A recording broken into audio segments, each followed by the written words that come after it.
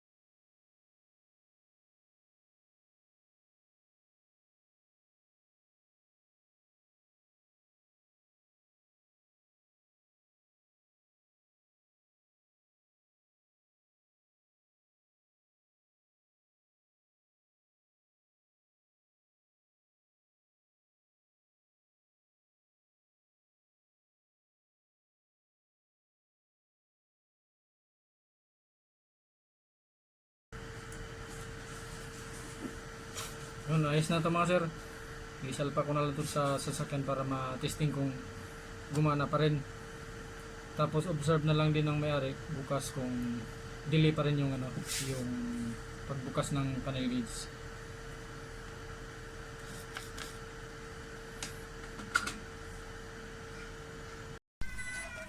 Yan, ito na mga sir yung yung panel gauge ng Toyota Fortuner. Na ang issue delay pagka yung nakalamig, yung pag malamig lalo sa umaga daw. Yan, kailangan bibiyahe para muna si sir ng mga ilang minuto bago pa magbukas yung panel gauge.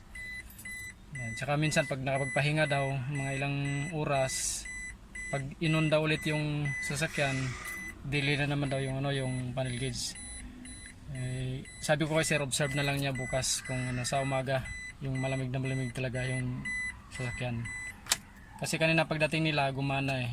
Ito, gumana pa rin naman siya mga sir, ganun pa rin sa kanina. Kaya observe na lang to ni sir.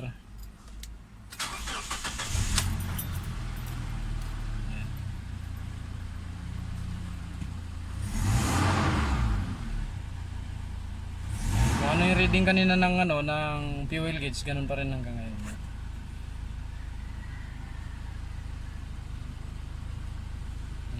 Udo niya. Yan. Tapos yun, bukas observe na lang ni sir. Yun lang mga sir, maraming salamat. Toyota Fortuner na delay yung issue yung panel gauge niya. Blackout siya sa unang start sa umaga. Tsaka pag nakalamig yung sasakyan.